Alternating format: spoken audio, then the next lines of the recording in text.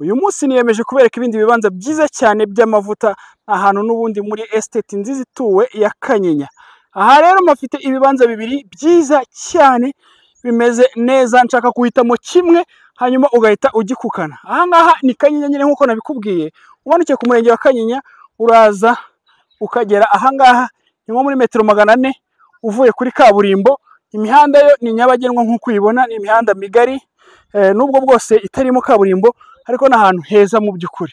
Dore rero ikibanza nshaka kukugezaho ni iki ngiki gikurikiranye neza neza n'iyi nzu nkuko uyibona. Kwanza n'aya mazu reba yose uko uyabona atonze umurongo, harimo amazi, harimo amashanyarazi, atuwe kandi ubona ko ari aya gisirimu.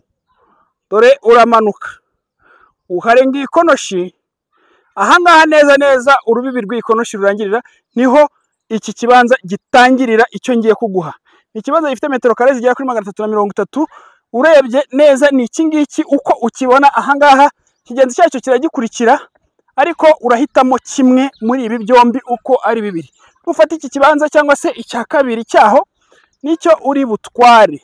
Reka nkubwire ko gikora ku mihanda ibiri. Hari uyu muhanda uyu nguyu umanuka nkuko nawukweretse uva kuri kaburimbo, ariko hakaza n'uyu nguyu ushamikiyeho utambika hanyuma ugahitamo uwo uzaba uhagazeho. Dore wa kabiri rero n'uyu muhanda urabibona neza, amashanyarazi ngaha hejuru, hanyuma ruguru yiwawe cyangwa se ruguru y'aha ngaha haratuwe nkuko ubibona. Dore ari amazu yose ni abaturanyi.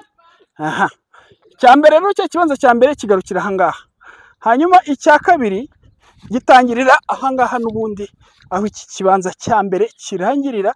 Dore neza neza borne iteyemo aha ngaha. Iyi kote ni aho umuhanda uzasigara cyangwa se aho umuhanda ushobora kwagukira bibaye ngombwa. Kwibutsa ko aha ngaha ari muri site yaciwe ya leta, aho iyo ushatse gukora ibintu byitwa kubaka otobatiri bayiguha automatically ako kanya. Ikibazo cya kabiri rero gikora kuri iriya nzu nkuko ubibona hariya ruguru, hanyuma abaturanyi ngaba ariya n'ariya mazu uko uyabona asa yose kandi ameze neza ya gisirimu. Aha hantu ni ahantu mu by'ukuri abantu bakomeje kubaka uko bwije nuko bukeye. Ahantu rero nimba uharuzi itegereze neza, urabona ko ari ahantu hari sure deal. Ahantu harashaka amafaranga miliyoni 10 mu mafaranga y'u Rwanda. Niba ushaka kuhagura uyu munsi urahamagara kuri GCN Real Estate bahite bahaguha, nta kindi ni automatique. Reka nkwereke, dore uriya ruguru n'undi muhanda hariya hose hatuye abantu ukuri kubibona. Hanyuma ruriya n'urusengero, usibye ikibanza gicamo mwajya musengerana hariya. Aha ngaha rwose urabona ko nta kibazo, miliyoni 10 ahantu sawa cyane. Uvuye mu mujyi wa Kigali, uvuye Nyabugogo, aha hantu ni iminota 15 ukabura hageze. Ntabwo ari ibintu mu by'ukuri byakugora. Aha rero niba hashaka hamagara izo nimero ziri kuri ekara yawe. Ni GCN Real Estate, amazu n'ibibanza ku biciro udashobora gusanga ahandi.